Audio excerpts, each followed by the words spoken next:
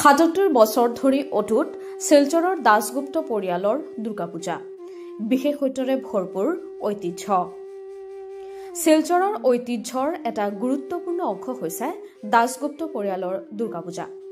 একেৰাহে ৭৭ বছৰ ধৰি নিয়মীয়াকৈ অনুষ্ঠিত হৈ আহিছে এই দুৰ্গা পূজা। যদিও বৰ্তমান বলি প্ৰথা বন্ধ কৰা হৈছে, তথাপিও একে ৰীতি নীতিৰ জৰিয়তে এই পৰিয়ালত প্ৰায় ৭ দশক ধৰি দেৱী দুৰ্গাৰ পূজা চলি আহিছে। বাৰম্বাৰ উল্লেখ কৰা দাসগুপ্ত পৰিয়ালৰ পূজা আচলতে টাউন ক্লাবৰ প্ৰতিষ্ঠাপক বিখ্যাত ফুটবলাৰ আৰু টেনিছ খেলুৱৈ প্ৰয়াত জিতেন্দ্ৰ দাসগুপ্ত বাটুৱাবুৰ বাসগৃহ। এই বাসগৃহৰ দুৰ্গা পূজা আৰম্ভ কৰিছিল প্ৰয়াত পৰেশ চন্দ্ৰ দাসগুপ্তই। পিছলৈ তেওঁৰ ৬ পুত্ৰ আৰু এগৰাকী কন্যাই বহুদিন ধৰি এই পূজাৰ দায়িত্ব চম্ভালি লয়। বৰ্তমান পৰিয়ালটোৰ ৪ৰ্থ প্ৰজন্মই পূজাৰ দায়িত্বত আছে। এই ৭৭ সংখ্যক দুৰ্গা পূজাৰ আয়োজন কৰা হৈছে আৰু প্ৰস্তুতি পূৰ্ণ গতিত চলি আছে। বাসগৃহৰ ভিতৰতেই চলি আছে প্ৰতিমা নিৰ্মাণৰ কাম।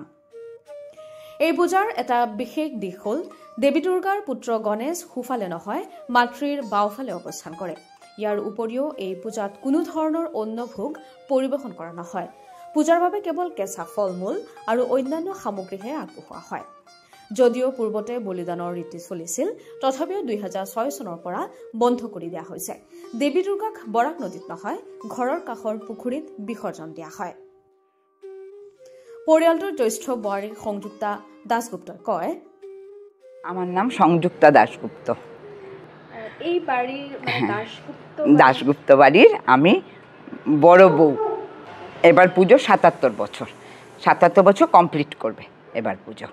কে শুরু করেছিলেন আমার দাদা শ্বশুর স্বর্গীয় পরেশচন্দ্র দাস। ১ নম্বর, ২ নম্বর, ৩ নম্বর, এখন ৪ নম্বর পর্যন্ত আমাদের এই প্রজন্ম। বিশেষত্ব কি, প্রথম আমাদের বিশেষত্ব, পুজোর বিশেষত্ব হলো আমাদের আপনি দেখতে পাচ্ছেন অন্য জায়গায় হলো ডান দিকে গণেশ থাকে, আমাদের কিন্তু বাঁ দিকে গণেশ। বিশেষ প্রসাদ বলতে আমাদের কোনো ভোগ হয় না, অন্য ভোগ রান্না করে আমাদের কোনো দিন দেওয়া হয় না। তার কোনো কারণ আছে, মানে এটা কারণটা ঠিক কি জানি না, তবে এটা একটা আমাদের আমান্য বলে একটা থালা দেওয়া হয়। এটার মধ্যে যেমন যা কিছু মাকে খাওয়াতে ইচ্ছে করে, সেটা মানে তরকারি, ভাজা, ভাত, ফ্রাইড রাইস, পনির, যা কিছু খাওয়ার ইচ্ছে হয় আমাদের, সেটা আমরা কাঁচা সাজিয়ে দিই।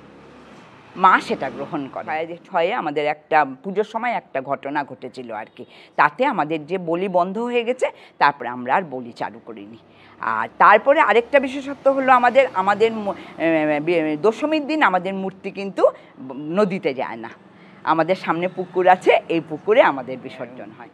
গুণেন্দ্রচন্দ্র দাশগুপ্ত, জিতেন্দ্রচন্দ্র দাশগুপ্ত, চিত্তরঞ্জন দাশগুপ্ত, কামাক্ষরঞ্জন দাশগুপ্ত, আর নয়নরঞ্জন দাশগুপ্ত, জ্ঞানরঞ্জন দাশগুপ্ত, ৬ ছেলে আর ১ মেয়ে সন্ধ্যা রানী সেন। ৭ দশক ধৰি এই পৰম্পৰা অব্যাহত ৰখা দাসগুপ্ত পৰিয়ালৰ দুৰ্গা পূজা আজিও শিলচৰৰ অন্যতম আকৰ্ষণ।